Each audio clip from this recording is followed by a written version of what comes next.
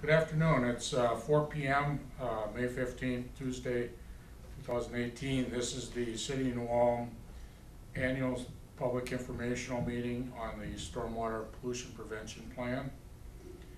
The purpose of the meeting is to present and discuss the city's Stormwater Pollution Prevention Plan. I'm Steve Keeler, the City Engineer. The Assistant City Engineer, Mr. Joe Stadheim, has a presentation that he'll go through, and then we'll receive any written or verbal comments at the conclusion of the presentation. Go ahead, Mr. Stadheim. Right, thank you, Steve. Thank you for being in attendance and viewing this program today. As Steve said, we'll give a quick background of the New Ulm Stormwater Pollution Prevention Plan, and we'll give some 2018 program updates. We'll talk about what's new for 2018 and beyond, and what we're expecting in future years. We were audited by the MPCA this last year, and we will discuss that process and the findings from the audit. And as Steve said, we will read any written or oral comments at the end of the presentation. So first off, what is a SWIP? SWIP stands for Stormwater Pollution Prevention Plan. SWIP identifies potential sources of pollution, describes practices to be used to reduce pollutants, and helps to assure compliance with the permit terms. The City of New Ulm originally obtained a permit to operate a MS4 permit, which is a municipal separate storm sewer system, in 2007, and we are required to have a permit and ordinance along with a SWIP so we can conform to the Federal Clean Water Act. Our current permit went into effect on April 3rd in 2014. We adopted the stormwater ordinance in December of 2008, and we updated that August in 2016. And the permit and ordinance give city staff guidance and procedures to keep pollutants out of stormwater, which ultimately ends up in the Cottonwood and Minnesota rivers. So how do we prevent stormwater pollution? There's two main components, and they are structural best management practices, or BMPs, and non-structural management practices, or BMPs. So structural management, best management practices are stormwater ponds, rain barrels, rain gardens, things of that nature. And then non-structural BMPs are procedures that we use, such as keeping grass clippings out of the street, taking them to the compost site, things of that nature. So how do we prevent stormwater pollution? The city has 6 MCMs, or minimum control measures, that ensure that we keep pollutants out of our storm sewer system. Those 6 items are public education and outreach, which was an MPCA audit item in 2018.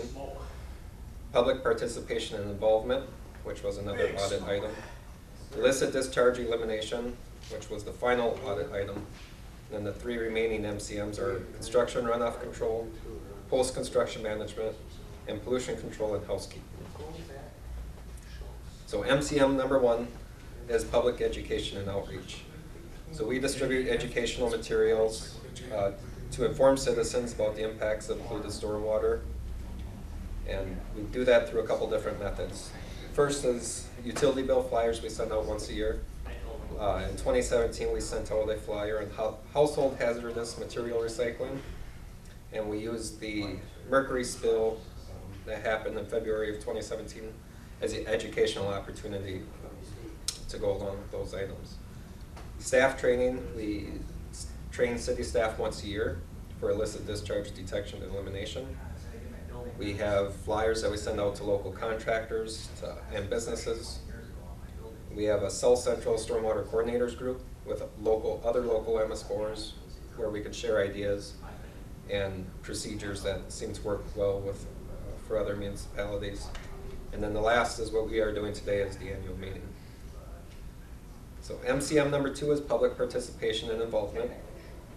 And that provides opportunities for citizens to participate in the program, provide feedback, ask questions, and just give any suggestions and tips they may have to make our program better. So methods that we do for that are the annual meeting here today. We make the Stormwater Pollution Prevention Plan available on the city website. In 2017, we had 1,823 website hits, and we distribute educational materials at the home show in March of each year. MCM number 3 is illicit discharge elimination. And that is a plan to detect and eliminate these illicit discharges into the storm sewer system. So illicit discharge is anything that's not clean stormwater that enters the system and eventually is discharged into the Minnesota or Continent rivers. So in order to achieve that, we educate city and PUC staff. We want the city to be good role models for the citizens of New Ulm, and we try to incorporate that by training our staff so they know what is allowed and what they should be improving on. And we incorporate illicit discharge investigation into everyday activities. We even train police department staff, so as they're doing patrols, if they see something that is out of the ordinary, they can alert us and we can begin the investigation process. So we investigated 12 complaints in this last year. 11 of those 12 were construction-related complaints. And what we mean by construction-related are home projects, apartment projects, anything of that nature where there's runoff that's leaving their sites. And the other was that mercury hazardous material discharge. That one got more of the press than any of the others, and the whole process from the garbage waste hauler alerting the authorities and the cleanup process went as best as could be expected. And the rest of the construction complaints, we have had very good contractor compliance once they are spoken to. MCM number 4 is construction site runoff control. So we certify city staff to be trained for these activities. We have 2 city staff members that are certified and trained by the MPCA. And then yearly, we talk to city and PUC staff as well. We issue stormwater permits out of the city engineer's office. In 2017, we had 25 permits and performed over 339 site inspections. Of those 25 permits, 4 were large site, and a large site is any site over 1 acre. Example would be the city center apartment project or any large commercial or industrial development project. We had 31 enforcement actions, and they were all verbal warnings. So we try to meet with contractors and make sure we can come to an agreeable solution. And 9 times out of 10, those conversations work, and we get the corrective action that's needed to protect the stormwater leaving the site. MCM number 5 is post-construction management. MCM number 5 is it utilizes the stormwater ordinance to address stormwater runoff from new development and redevelopment projects. So part of that is we use construction flyers for contractors and developers, and we continually update the BMP database. So as projects are finished, we take that information and insert that into our GIS database and use that for future modeling and to determine how well the BMPs are working. And the final MCM is pollution prevention, and obviously that's preventing pollutant runoff from entering the rivers and ultimately the storm sewer system. So each year we inspect 100% of the city outfalls and stormwater ponds, and the reason we do that is to ensure everything's working correctly, nothing's failed, make sure we're not getting large runoff or erosion at those facilities. The next slide, you can see some stormwater infrastructure photos. The upper left-hand photo is a picture of a stormwater outfall at the Minnesota River at 18th South Street. The others on the upper right is the outfall at Center Street. The pond at MLC is in the bottom left, and the pond at the Civic Center is in the bottom right. What changed in 2017? There were no significant changes.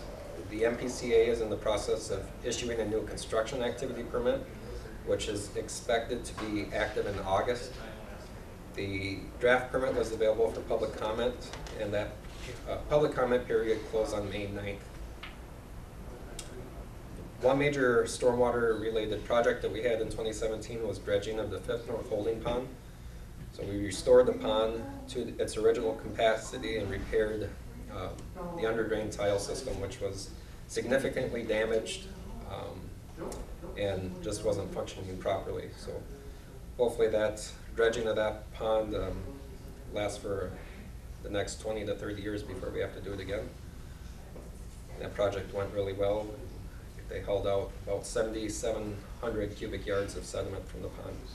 The sediment was all unregulated fill, so it could be used at any location that the contractor chose to dispose of it at with low pollutant levels. So what to expect in 2018 and beyond? We continue to work with our stormwater coordinators group. We're trying to work with the school districts to form a stormwater education opportunity. There's a Green Corps application for a member volunteer. He would work with the forestry and stormwater tract if we are chosen as a host site. We continue to update and improve our BMP techniques and education. We continue to update our pond BMP database by surveying our ponds, and continue to work and educate our citizens of New Ulm. So one other item that took place in February of 2018 was an audit performed by the MPCA on our MS4 program. They reviewed MCMs 1, 2, and 3. So again, that's public education and outreach, public participation and involvement, and illicit discharge and elimination. Purpose of the audit was to assess our program overall success and to see how we are meeting the permit term requirements with the MS4 permit.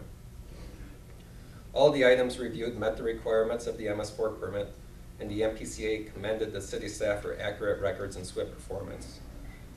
This audit was a good learning opportunity to see what the MPCA thought of our program, and we were very pleased with the results and thought that was worth noting today.